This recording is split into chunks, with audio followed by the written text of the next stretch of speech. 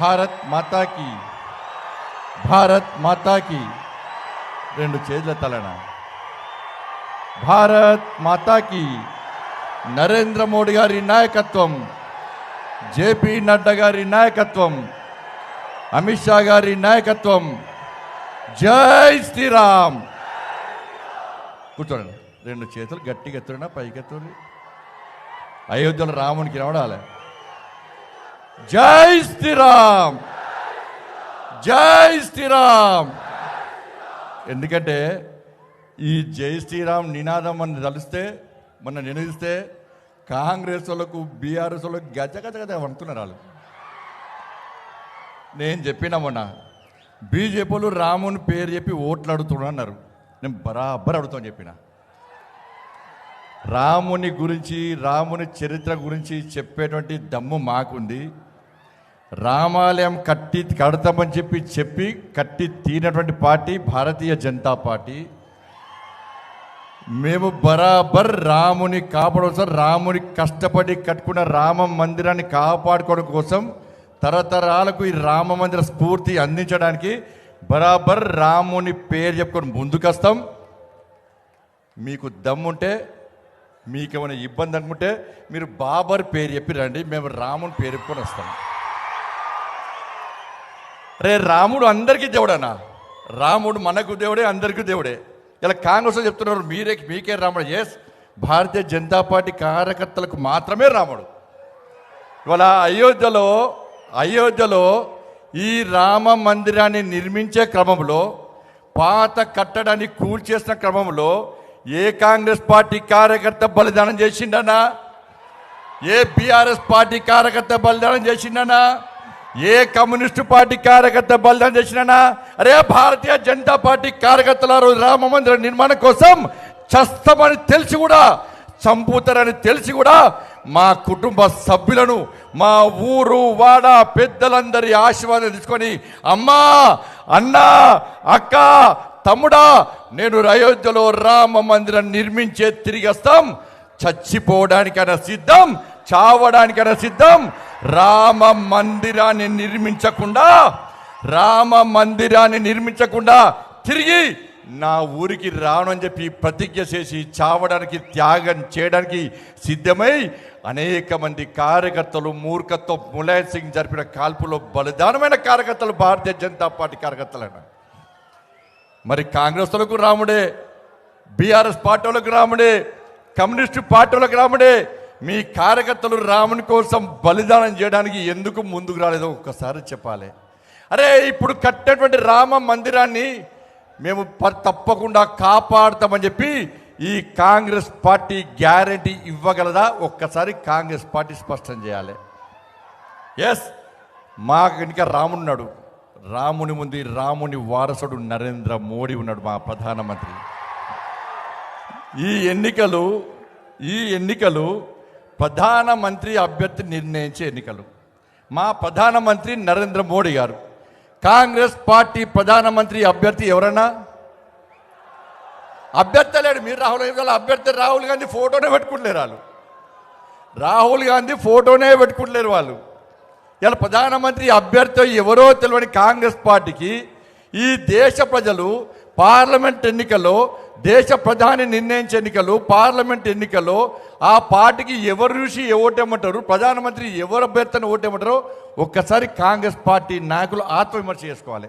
వాళ్ళు ఏదో అనుకుంటున్నారు. ఆగు, ఈ 17వ తరగతి చుక్కలు చూపడతారు ప్రజలు. కాంగ్రెస్లో చుక్కలు చూపడతారు ప్రజలు.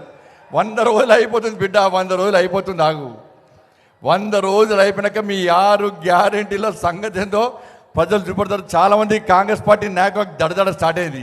ఈ 100 రోజులు డెడ్ లైన్ కనబడుతుంది వాళ్ళకు. 100 రోజుల తర్వాత ఊళ్ళో తిరగనిస్తారా ప్రజలు? ఈ 6 గ్యారెంటీలు ఏందని చెప్పని. ఇలా 6 గ్యారెంటీలు అంటే మళ్ళీ వివరిస్తున్నాను. 6 గ్యారెంటీలు అంటే 500 రూపాయలకు సిలిండర్ ఇవ్వడమే కాదు, 200 యూనిట్లు గ్యాస్ ఇవ్వడం, ఫ్రీ కరెంట్ కాదు. ఇలా గ్యాస్ కూడా అర్థం చేసుకోండి. ఇలా ఎన్నికల ముందు కాంగ్రెస్ వాళ్ళు ఏమన్నారు? అందరికీ గ్యాస్ ఇస్తామన్నారు 500 రూపాయలకు. ఎన్నికల తర్వాత ఏమన్నారు? రేషన్ కార్డు ఉన్నోళ్ళకే గ్యాస్ అన్నారు. ఇప్పుడు నిన్నగాక మొన్న ఏమన్నారు? మహిళల పేరు మీద కనెక్షన్ ఉంటేనే గ్యాస్ ఇస్తారట. ఫస్ట్ ఏమో అందరికీ అన్నారు, తర్వాత రేషన్ కార్డు ఉన్నాకే గ్యాస్ అన్నారు. మళ్ళీ ఇప్పుడు ఏమంటారు, మహిళల పేరు మీద గ్యాస్ కనెక్షన్ ఉంటారు, గ్యాస్ కనెక్షన్ అంటారు.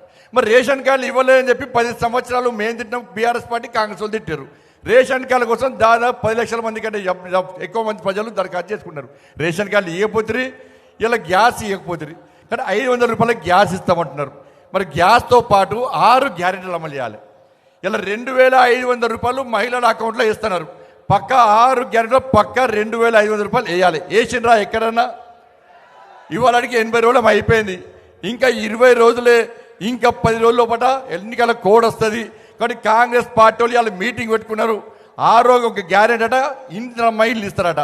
ఇవాళ ఇందిరమ్మ ఇండ్ల కోసం దరఖాస్తు చేసుకున్నది 20 లక్షల మంది అని వాళ్ళే చెప్పారు. 6 లక్షల మందికి ఇస్తాను వాళ్ళే చెప్పారు. ఒక్కొక్కరికి 5 లక్షల రూపాయల చొప్పున ఇస్తామని వాళ్ళే చెప్పారు. 6 లక్షల చొప్పున 6 లక్షల మందికి 5 లక్షల చొప్పున ఇవ్వాలంటే దాదాపు 3 లక్షల కోట్లు కావాలి. కానీ కాంగ్రెస్ పార్టీ ప్రభుత్వం ఇండ్ల కోసం విడుదల చేసిన డబ్బు ఎంత అంటే 3,000 కోట్ల రూపాయలు. 3,000 కోట్ల రూపాయలు. ఒక్కొక్క నియోజకవర్గానికి 3,500 మందికి ఇల్లు ఇస్తున్నారు. నీ 3,000 కోట్లలో ఒక్కొక్క నియోజకవర్గానికి కనీసం 100 కూడా రావు, 100-200 కూడా రావు. కాబట్టి ఎట్లా బ్లఫ్ చేస్తుందో కాంగ్రెస్ పార్టీ ప్రభుత్వం ఒక్కసారి ఉంచండి. 2,500 రూపాయలు ఇస్తున్నారు. 2,500 రూపాయలు ఈ తెలంగాణ రాష్ట్రంలో దాదాపు 1,500,000 మంది 18 సంవత్సరాలు దాటి మహిళలు తెలంగాణ రాష్ట్రంలో ఉన్నారు. 2,500 రూపాయలు పక్కా ఇవ్వాలి. వాళ్ళ అకౌంట్లో పైసలు వేస్తేనే ఇలా కాంగ్రెస్ పార్టీని ప్రజలు నమ్ముతారు. ఇవాళ దాంతోపాటు 4,000 రూపాయలు ఆసరా పెన్షన్ ఇస్తున్నారు. అవి ఇవ్వలే. ఇంతవరకు 2 లక్షల రూపాయలు రుణమాఫీ చేస్తున్నారు. అవి ఇవ్వలే. రైతు భరోసా పేరు మీద 15,000 రూపాయలు అకౌంట్లు వేస్తున్నారు. అవి ఇవ్వలే. ఇవాళ రైతు భరోసా దాదాపు 50 లక్షల మంది రైతులు ఎదురుస్తున్నారు 2 లక్షల రుణమాఫీ కోసం. ఇలా 15,000 రైతు భరోసా ఇస్తా అంటే 50 లక్షల మంది రైతులు ఇలా కాంగ్రెస్ పార్టీకి ఓటేసారు. దాదాపు 15 లక్షల మంది కౌలు రైతులకు వాళ్ళకు భరోసా కల్పిస్తారంటే వాళ్ళు ఓట్లు వేసారు.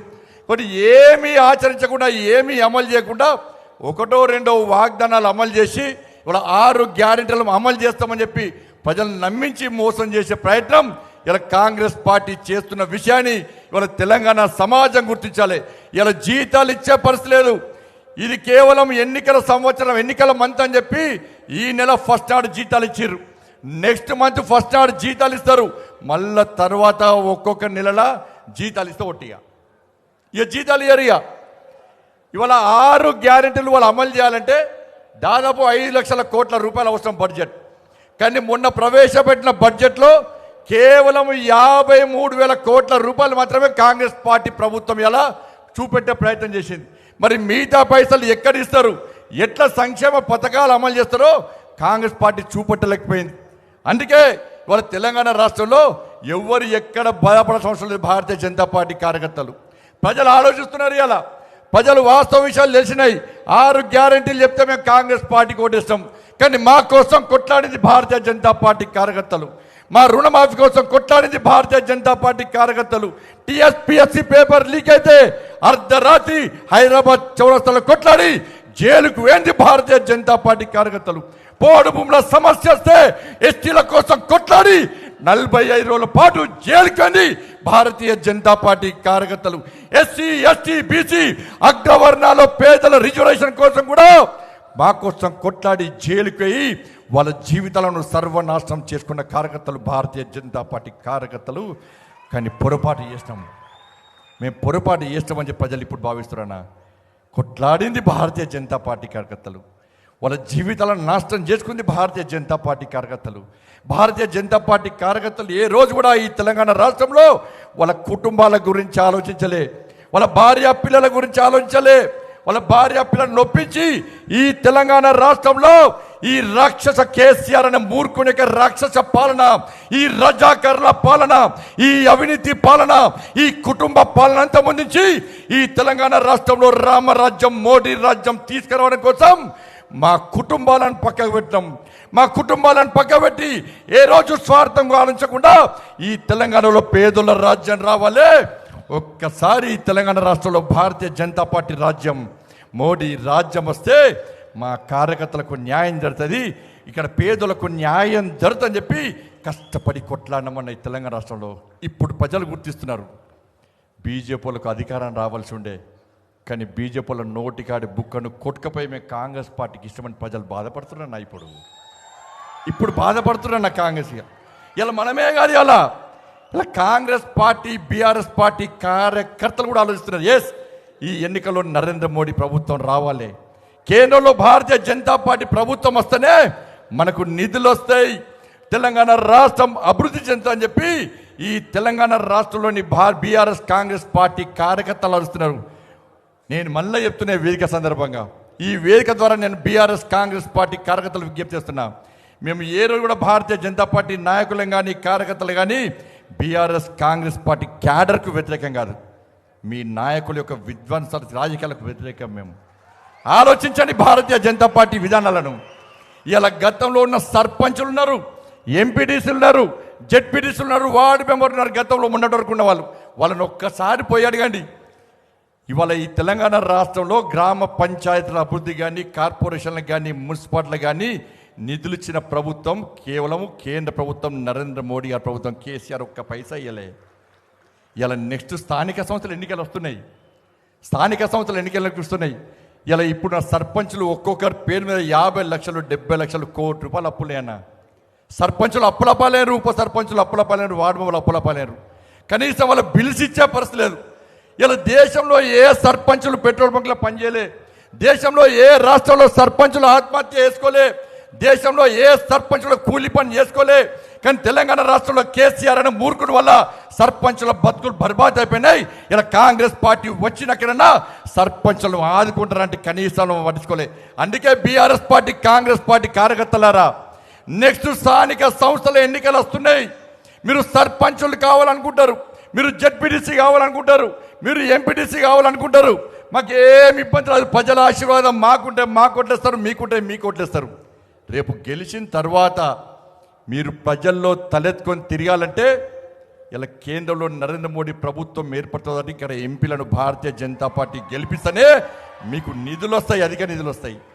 ఇలా కేంద్రంలో నరేంద్ర మోడీ గారి ప్రభుత్వం లేకుంటే మీరు సర్పంచులు జెడ్పీటీసీలు గెలిచినాక ఒక్క పైసా రాకుంటే మిమ్మల్ని గెలిపించిన ప్రజలు రోడ్ల కోసం, మోర్ల కోసం, దానికోసం దీనికోసం ఇలా నిధులు అడితే ఎక్కడి నుంచి తీసుకొస్తారో ఒక్కసారి ఆలోచించండి.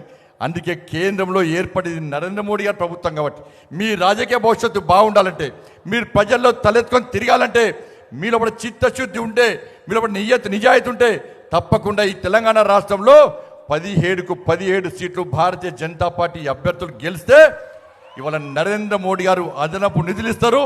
ఇవాళ మేము కొట్లాడి తీసుకొస్తాం. కాంగ్రెస్ పార్టీకి ఓటేస్తే తీసుకుపోయి మూసినాలు వేసినట్టు. ఇక బీఆర్ఎస్ పార్టీ పరిస్థితి నా ఘర్కా నా ఘాట్కా, ఇక్కడ లేదు అక్కడ లేదు, ఈడ వీకనాడు ఆడ వీక్తాడట. కేసీఆర్ పెద్ద డ్రామా ఆర్టిస్ట్. అంతకుముందు ఏమన్నాడన్నా, వీళ్ళకి ఒకటే పార్టీ కాంగ్రెస్ పార్టీ. శాసనసభ ఎన్నికల గిట్టే బీజేపీ బీఆర్ఎస్ ఒకటి, బీజేపీ బీఆర్ఎస్ ఒకటి. సక్సెస్ అయ్యారు కాంగ్రెస్ పార్టీ వాళ్ళు. ప్రజలు నమ్మితే సక్సెస్ అయ్యారు. ప్రజలు నమ్మిరు కూడా వాస్తాడి. అది తప్పని ప్రజలు గుర్తించలేకపోయారు. మళ్ళీ పార్లమెంట్ ఎన్నికలగానే మళ్ళీ బీజేపీ బీఆర్ఎస్ కూడా అంటున్నారు. కాంగ్రెస్ పార్టీ ప్రచార వస్త్రాలు లేవు. 6 గ్యారెంటీలు ప్రజలు నంబరం చేసి ఇది స్టార్ట్ చేశారు. ఈ ఎన్నికల ముందు, శాసనసభ ఎన్నికల ముందు వాస్తవంగా జరిగింది ఏంటి అంటే, శాసనసభ ఎన్నికల ముందు బీఆర్ఎస్ పార్టీకి సంబంధించిన కొంతమంది మంత్రులు భారతీయ జనతా పార్టీలో చేరుతాను సార్, ఈ కేసీఆర్ ముఖం పెట్టుకొని ఓట్ల కోసం పోతే ప్రజలు చీతు అంటున్నారు, ఈ కేసీఆర్ ముఖం పెట్టుకొని ఓట్ల పోయే పరిస్థితి సార్, మాకు నరేంద్ర మోడీ ముఖం కావాలి సార్, నరేంద్ర మోడీ కావాలి సార్ మాకు అని చెప్పి చాలామంది బీఆర్ఎస్ పార్టీ మంత్రులు బీజేపీలో చేరడానికి వచ్చారన్న వాస్తవం కూడా నాకు కలిసినప్పుడు. అప్పుడు రాష్ట్ర అధ్యక్షుడు నేనే, నన్నే వచ్చి కలిసిర్రు. ఈ విషయం తెలుసుకున్న కేసీఆర్ ఏం చేసిందంటే, కేసీఆర్ నటించడన్న నటనలో జీవితాడు కుంపలు ముంచాడు తెలివి అంతా కూడా. అది గట్నే ఊరించుకుంటా మాటలు చెప్పి మన బతుకుని బర్బాద్ చేసి నాశనం చేసిండు. ఇలా ఏం చేసిండు ఆ మంత్రులను నమ్మించడానికి. ఇలా ఏ నాయకుడైనా తన మీద విశ్వాసం ఉండే విధంగా ధైర్యం చెప్పలేదు నాయకులకు. కేసీఆర్ మీద పార్టీ నాయకులకు విశ్వాసం లేదు. ఇలా మంత్రులను పిలిచి ఏం చేసిండు, నాకు ఢిల్లీ నుంచి ఫోన్ వచ్చింది, నాకు కేంద్ర మంత్రి పదవి ఇస్తాడట, మరి పోదామా అన్నాడట. ఈ మంత్రులు తిన్నవా బస్ పండి అంటే తిన్నా, పన్నవారా బస్ పంట పన్న అంటారు. వీళ్ళు పోయి కేసీఆర్ చెప్పగానే, అరే మన కేసీఆర్ సార్ ఢిల్లీలో మంత్రి అవుతుండట, ఇక మనం బీజేపీ ఎందుకు ఏరాలే అని చెరువు బంద్ చేశారు. బంద్ చేసాక ఏం చేసిండు, మళ్ళా అది క్లోజ్. మళ్ళీ ఇప్పుడేం చేసిండు, ఈయనకట మోడీ గారు ఫోన్ చేశారు పోటీగానికి నాకు. ఈయన పార్టీ గింత పార్టీ, ఈయన పార్టీ గింత పార్టీ, పార్లమెంట్లో పార్టీ నుంచి పోటీ చేయడానికే ఎవరు వస్తలేరు పార్టీకి. పార్లమెంట్లో అభ్యర్థులకి వెళ్తలేరు, పోటీ చేయడానికి ఎవరు లేరు. పోటీ చేస్తే తెలంగాణ రాష్ట్రంలో బీఆర్ఎస్ పార్టీ 3వ ప్లేస్, వేరే పార్టీలు లేవట్లే కూడా 4వ ప్లేస్ వస్తుంది. ఈ విచారం ఏమంటాడు, ఈసారి మళ్ళీ మోడీ గారు ఫోన్ చేసినట. నేను మోడీ గారికి నీళ్ళకేం పని లేదే, మోడీ గారికి ఫోన్ చేసిరట, మళ్ళీ ఎన్డీఏలో చేరదామా అని చెప్పి. ఇప్పుడు మల్లన్న ఉన్నాడు, మల్లన్న మంత్రి ఉన్నాడు కదా మల్లన్న, ఆ మల్లన్న కానీ చెప్తే ఏం చేస్తాడు, తెల్లారి మీడియాలో చెప్తాడు, అవునా కాదా? ఇట్లా కొంతమంది ఎమ్మెల్యేలు ఉన్నారు, ఈ మీడియాలో ఓపెన్గా మాట్లాడటం పిలుస్తాడు కేసీఆర్. పిలిచి నాకు మోడీ గారు ఫోన్ చేశారు, ఎన్డీఏలో కలుద్దామంటున్నారు, కలుద్దామా అనేసరికి మళ్ళీ చర్చ స్టార్ట్ అయింది. బీజేపీ బీఆర్ఎస్ కూడా చర్చ స్టార్ట్ అయింది. కాబట్టి దయచేసి కేసీఆర్ మాయమాటలు నమ్మకండి. ఇవాళ ఎట్టి పరిస్థితుల్లో కార్యకర్తలందరూ సిద్ధంగా కావాల్సిన అవసరం ఉంది. తెలంగాణ రాష్ట్ర ప్రజలు కూడా భారతీయ జనతా పార్టీకి మన ప్రియతమ నేత, మన ఆదర్శ మూర్తి అయిన శ్రీ కేంద్ర హోంశాఖ మంత్రులు శ్రీ అమిత్ షా గారికి అందరూ లేచినోడి ఘనమైన స్వాగతం. భారత్ మాతాకి, భారత్ మాతాకి, నరేంద్ర మోడీ గారి నాయకత్వం, అమిత్ షా గారి నాయకత్వం, అమిత్ షా గారి నాయకత్వం. జై శ్రీరామ్, జై శ్రీరామ్, అమిత్ షా గారి నాయకత్వం.